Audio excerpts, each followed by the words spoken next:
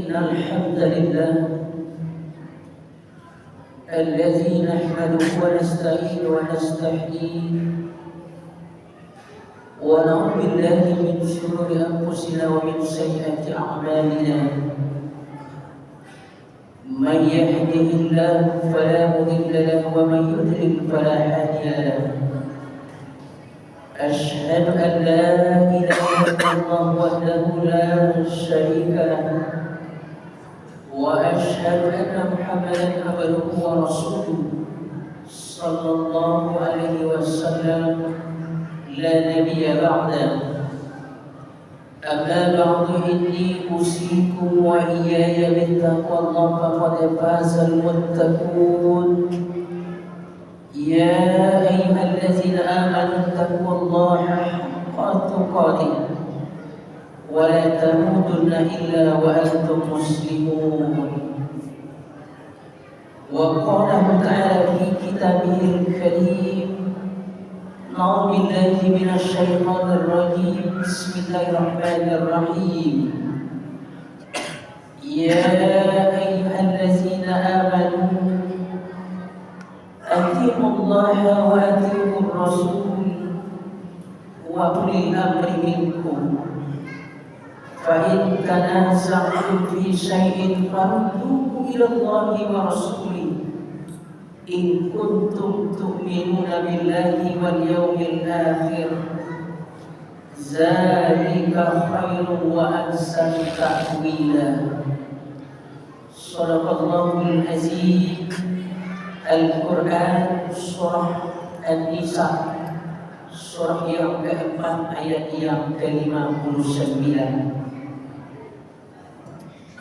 Berlindung kita kepada Allah dari godaan syaitan yang terkutuk dengan menyebut nama Allah yang Maha Pengasih lagi Maha Penyayang.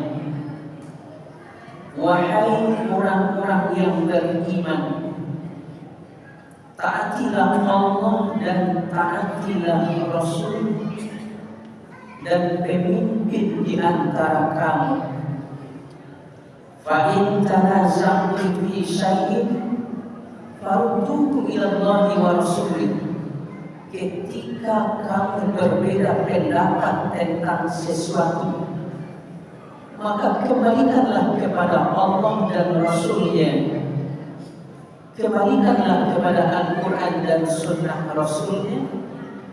In kuntum tu'minuna billahi wal yawmil akhir.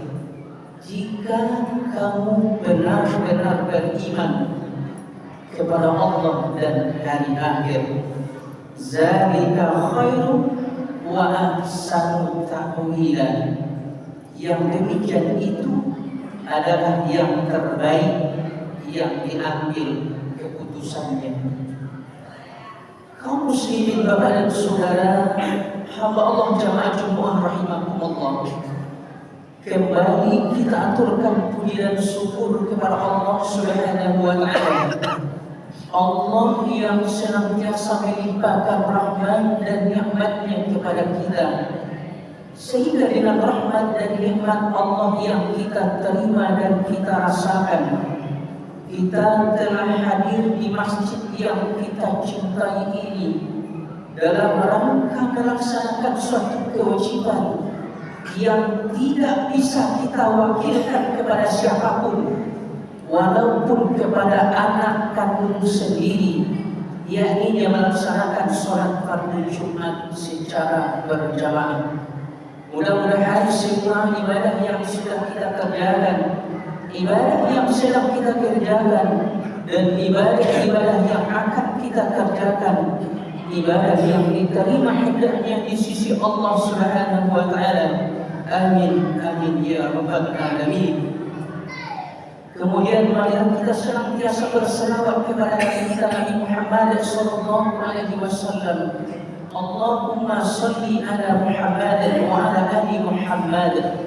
Mudah-mudahan dengan senantiasa berselawat tersebut kita termasuk orang-orang yang dapat syafaat di akhirat kelak nanti, yang ketika itu tidak ada lagi syafaat, tidak ada lagi pertolongan, tidak ada lagi bantuan kecuali dari apa? dari amal ibadah yang kita kerjakan ketika kita hidup di dunia ini.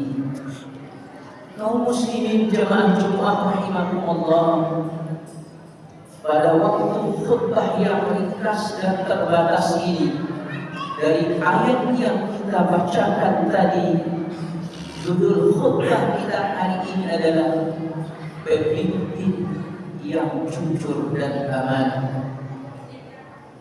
Jemaah rahimakumullah, sekitar 13 hari lagi kita akan memilih pemimpin, baik pemimpin di eksekutif maupun pemimpin di legislatif.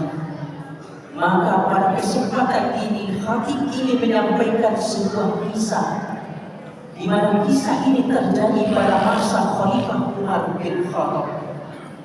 Ketika Umar bin Khattab menjadi khalifah di kota Madinah, khalifah itu kalau hari ini mungkin sama kedudukannya dengan presiden. Ketika dia menjadi khalifah di kota Madinah, Umar bin Khattab adalah salah seorang khalifah yang sering menyamar melihat apa yang sedang terjadi di tengah-tengah rakyat yang dipimpinnya. Jemaah rahimakumullah, menyamar itu berbeda dengan berusukan. Kalau berusukan itu dilakukan di siang hari, disaksikan oleh orang banyak, disorot oleh kamera untuk diviralkan, dan kadang-kadang terselip di dalamnya unsur-unsur pencitraan. Tapi kalau menyamar itu sering dilakukan di malam hari dan berusaha untuk tidak diketahui oleh rakyat yang sedang dipimpinnya, dan lebih dari sekedar itu, menyamar yang dilakukan oleh Khalifah Umar bin Khattab itu adalah dalam rangka tanggung jawabnya kepada Allah Subhanahu wa Ta'ala terhadap rakyat yang sedang dipimpinnya. Maka pada suatu malam Umar bin Khattab berjalan di kota Madinah dengan salah seorang pembantunya di tengah-tengah malam menjelang subuh. Maka Umar bin Khattab melihat sebuah rumah yang terang benderang di saat rumah yang lain masih gelap gulita. Umar bin Khattab mendekati rumah tersebut. Rupanya di dalam rumah tersebut sedang terjadi dialog antara seorang ibu dengan anak perempuannya. Ibu tadi sedang berusaha membangunkan anak perempuannya. Qumi ya ibnati, qumi ya ibnati, bangunlah wahai anakku, bangunlah wahai anakku. Lalu bersiap-siaplah kamu untuk menjual susu ini, dan silahkan campurkan susu ini dengan beberapa liter air agar kita bisa mendapatkan untung yang banyak. Anaknya menjawab, wahai ibuku, sesungguhnya Khalifah Umar bin Khattab melarang kita untuk menjual susu yang dicampurkan dengan air. Sesungguhnya Khalifah Umar bin Khattab melarang kita untuk berbuat curang. Lalu dijawab lagi oleh ibunya, wahai anakku, sesungguhnya Khalifah Umar bin Khattab itu jauh di istananya. Sesungguhnya Khalifah Umar bin Khattab itu tidak akan melihat dan mendengar apa yang akan kita kerjakan ini. Silakan campurkan saja susu ini dengan beberapa liter air agar kita bisa mendapatkan untung yang banyak. Dijawab lagi oleh anaknya. Umar bin Khattab mendengarkan di balik dinding rumah perempuan tersebut. Ibunya berkata, wahai anak, wahai ibuku, walaupun Khalifah Umar bin Khattab jauh di istananya, walaupun Khalifah Umar bin Khattab tidak melihat dan tidak mendengar apa yang akan kita kerjakan ini, aina Allah, di mana Allah wahai ibuku? Mendengar kata-kata Allah itu, terkejutlah Umar bin Khattab di balik dinding rumah tersebut. Lalu Umar bin Khattab berlalu dan menuju istananya. Tidak beberapa lama sesudahnya, Umar bin Khattab mengirim pembantunya untuk mendatangi rumah perempuan tukang jual susu tersebut. Lalu Umar bin Khattab menjodohkan anak laki-lakinya yang bernama Hasim dengan anak perempuan tukang jual susu tersebut.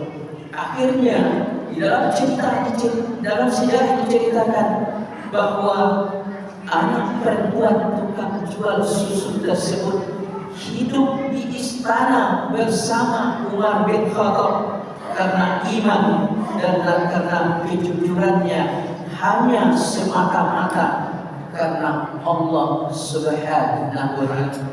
Jemaah rahimahullah, dari kisah yang kita sampaikan ini dapat kita ambil pelajaran. Yang pertama adalah bahwa sesungguhnya setiap kita itu adalah pemimpin, dan setiap pemimpin akan diminta pertanggungjawabannya di sisi Allah Subhanahu wa Ta'ala. Di dalam hadis dikatakan kullukum ra'in mas'ulun wa kullukum mas'ulun an ra'iyatihi, bahwa sesungguhnya setiap kamu itu adalah pemimpin, dan setiap pemimpin akan diminta pertanggungjawabannya di sisi Allah Subhanahu wa Ta'ala. Apapun posisi kita, seorang suami pemimpin di tengah-tengah keluarganya, terhadap istri dan anak-anaknya, seorang RT pemimpin di RT-nya, seorang camat pemimpin di tengah kecamatannya, sampai ke tingkat presiden, dan itu akan diminta pertanggungjawabannya di sisi Allah Subhanahu wa Ta'ala. Baca nanti surah yang ke-17 ayat yang ke-36. Surah Al-Isra ayat yang ke-36.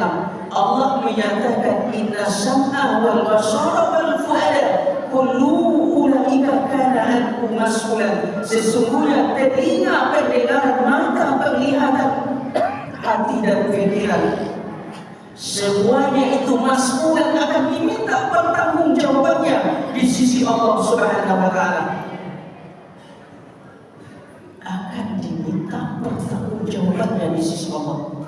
Karena itu jemaah rahimahullah, kalau kita lihat di handphone kita itu ada di YouTube bahwa ada kejadian, sebuah kejadian di Timur Tengah sana itu, bahwa ada seorang anak yang terlahir dia tidak buta, tapi karena sesuatu hal dia buta. Dan apa yang terjadi pada dirinya? Dia hafal Al-Quran ke-30 juznya. Hafal Al-Quran ke-30 juznya. Lalu ketika seorang guru menawarkan kepada dia, wahai anak, ada yang kata ada satu doa, dan doa itu diijabah oleh Allah. Apa yang akan kita minta kepada Allah? Wahai guru, ada kata satu doa, dan doa itu dijawab oleh Allah. Saya akan berdoa kepada Allah, tetapkanlah mata saya dalam keadaan buta, biar saya lebih hafal lagi dengan Al-Quran. Begitu takutnya seorang anak akan mempertanggungjawabkan matanya nanti di hadapan Allah Subhanahu wa Ta'ala. Jemaah rahimahullah, baca nanti lagi surah yang ke-24 ayat yang ke-24 surah An-Nur. Yauma tashhadu alsinatuhum wa aydihim wa arjuluhum bima kanu yaksibun, kata Allah. Pada hari nanti lidah itu akan berhujah di sisi Allah, tangan dan kaki akan menjadi saksi di hadapan Allah Subhanahu wa Ta'ala. Karena itu ketika kita hari ini akan menghadapi pemilu pilpres, maka hati-hati kita. Sesungguhnya di samping kanan dan kiri kita ada malaikat yang secara live mencatat semua perbuatan kita, dan itu tercatat rapi di dalam kitab yang disebut dengan Kitabul Marhum. Kalau hari ini kami mengartikan dengan catatan digital, itu akan kita pertanggungjawabkan nanti di hadapan Allah Subhanahu wa Ta'ala. Yang pertama. Kemudian yang kedua, tanggal 14 besok kita akan melakukan pemilihan. Mungkin di antara kita yang hadir ini ada orang-orang yang akan dipilih. Mungkin di antara kita yang hadir ini ada orang yang hanya sekedar dipilih. Mungkin ada di antara kita yang hadir ini yang terlibat dalam proses terpilihnya seseorang. Ingat, seorang perempuan yang jujur dan hidup dalam kesederhanaan, dia bisa hidup di istana karena mempertahankan iman dan kejujurannya kepada Allah Subhanahu wa Ta'ala. Karena itu dalam posisi apapun kita jangan sekali-kali jangan berbuat curang, karena rakyat dan bangsa Indonesia ini butuh ketenangan, butuh perdamaian, dan memang butuh kejujuran tersebut. Andai kata nanti kita dalam posisi yang hingga ini lalu kita berbuat curang, jemaah rahimakumullah, kita lakukan sekehendak kita untuk memenangkan seseorang yang menurut kita mereka terbaik. Ingat, kalau itu dilakukan dengan kecurangan demi kecurangan, Allah mengingatkan kita di dalam surah Al-Anfal ayat yang ke-25, wattaqu fitnatan la tusibanna allazina zalamu minkum khassah wa'lamu anna Allaha shadidul iqab, kata Allah. Dan takutlah kamu akan fitnah, dan takutlah kamu akan musibah, dan takutlah kamu akan bencana, yang bencana itu tidak akan menimpa orang-orang yang zalim saja di antara kamu. Orang-orang yang soleh juga ketika bencana itu datang akan ikut oleh musibah dan bencana tersebut. Wattaqu innallaha syadidul iqab, sesungguhnya Allah itu bersangat azabnya ketika kita berbuat curang dengan segenap hati kita, ketika Allah menegur makhluknya dengan makhluknya pula tidak seorang pun yang bisa berbuat apa-apa. Karena itu dalam posisi apapun kita lakukanlah kejujuran karena Allah Subhanahu wa Ta'ala. Ingat, ketika saya berbuat curang, sesungguhnya ada dua malaikat Allah yang mencatat tentang perbuatan-perbuatan yang kita kerjakan, dan itu akan kita pertanggungjawabkan nanti di mahkamah Qadi Rabbul Jalil. Baca nanti surah yang ke-15, surah Al-Hijr ayat yang ke-92 dan 93.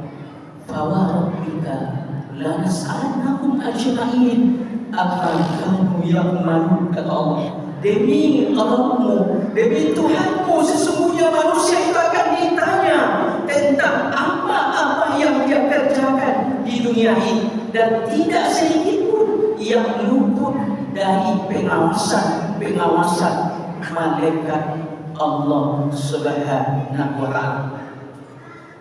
Kaum muslimin jamaah rahimakumullah, kemudian yang berikutnya, ketika pelajaran yang dapat kita ambil dari kisah yang kita sampaikan tadi, ketika ada kita di antara kita yang terpilih untuk menjadi pemimpin, baik itu yang duduk di legislatif, ingatlah bahwa sesungguhnya itu adalah amanah yang Allah berikan kepada yang terpilih tersebut. Baca nanti surah Al-Ahzab, surah ke-33 ayat yang ke-72, bahwa sesungguhnya Allah menawarkan amanah itu kepada gunung, Allah tawarkan amanah itu ke bumi, Allah tawarkan ke lautan, dan Allah tawarkan amanah itu ke makhluk-makhluk yang lainnya. Sesungguhnya dia menolak dan enggan menerima amanah tersebut. Kenapa? Karena dia takut akan pertanggungjawabannya di sisi Allah Subhanahu wa Ta'ala. Karena itu, kalau seandainya ada yang terpilih menjadi pemimpin, walaupun tidak akan mungkin meniru bagaimana Khalifah Umar bin Khattab sebagai seorang pemimpin ini 100%, setidak-tidaknya meniru bagaimana tanggung jawab yang dilakukan oleh Umar bin Khattab terhadap kepemimpinannya dalam memimpin kota Madinah ketika itu. Inilah khutbah yang bisa kita sampaikan. Camkanlah, fa'tabiru ya ulil albab la'allakum turhamun.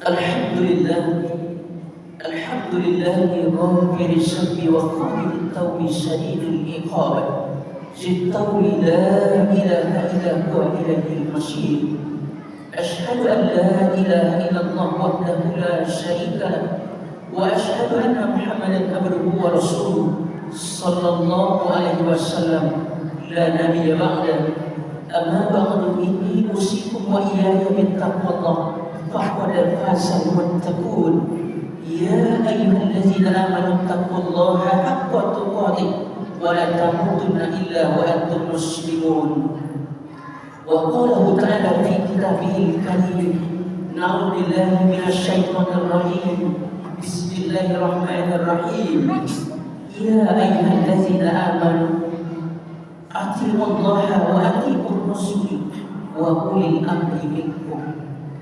Jemaah rahimahumullah, sebagai tambahan pada khutbah yang kedua ini, coba kita lihat nanti di rumah surah An-Nisa, surah yang keempat ayat yang ke-59 ini, ketika Allah menyatakan untuk mentaati Allah dan mentaati Rasul, Allah pakaikan kata ati. Tetapi ketika untuk mentaati pemimpin, Allah hilangkan kata atinya. Karena itu jemaah rahimahumullah, ketika Abu Bakar Siddiq, kata tadi Khalifah Umar bin Khattab, Abu Bakar Siddiq khalifah yang pertama yang diangkat secara aklamasi menjadi khalifah ketika itu, apa pidato pertama yang diucapkannya? Tuan-tuan semuanya, saudara-saudaraku semuanya, saudara sudah memilih saya sebagai pemimpin kalian. Saya adalah orang yang terbaik di antara kalian semuanya. Kalau saya mentaati Allah dan Rasulnya, maka taati jugalah saya. Tetapi kalau saya tidak lagi mentaati Allah dan Rasulnya, sudah menyimpang dari aturan-aturan Allah dan Rasulnya, maka kalian semuanya berhak untuk menegur dan meluruskan saya. Hebatnya jamaah rahimahumullah, pidato itu diucapkan oleh Abu Bakar Siddiq dengan berlinangan air mata karena takut pertanggungjawaban di mahkamah qadi Rabbul Jalil. Inna Allah wa malaikatahu yusalluna 'alan nabi ya ayyuhallazina amanu sallu 'alaihi wa sallimu taslima. Allahumma shalli 'ala Muhammad wa 'ala ali Muhammad kama shallaita 'ala Ibrahim wa 'ala ali Ibrahim wa barik 'ala Muhammad wa 'ala ali Muhammad kama barakta 'ala Ibrahim wa 'ala ali Ibrahim innaka Hamidum Majid. Allahumma ighfir lil muslimina wal muslimat wal mu'minina wal mu'minat al ahya'i minhum wal amwat fil barri wal bahri amin amin ya Allah ya rabbal alamin. Allahumma rabbana dzunubana wa liwalidina warhamhum kama rabbawna shighara. Allahumma a'lina bil ilma wa zayyinna bil ilma wa akrimna bit taqwa وجملنا بالآخرة. اللهم إنا نعوذ بك من عذاب جهنم ومن عذاب القبر ومن فتنة المحيا والممات ومن شر فتنة المسيح الدجال. اللهم انصرنا المسلمين والمسلمات وفي مجاهدينا في فلسطين وفي غزة يا الله. اللهم ربنا آتنا في الدنيا حسنة وفي الآخرة حسنة وقنا عذاب النار وقنا عذاب الدنيا وقنا عذاب القبور وقنا عذاب الآخرة وقنا عذاب المحشر وقنا عذاب النار. سبحان ربك رب العزة عما يصفون والسلام على المرسلين والحمد لله رب العالمين ولذكر الله أكبر.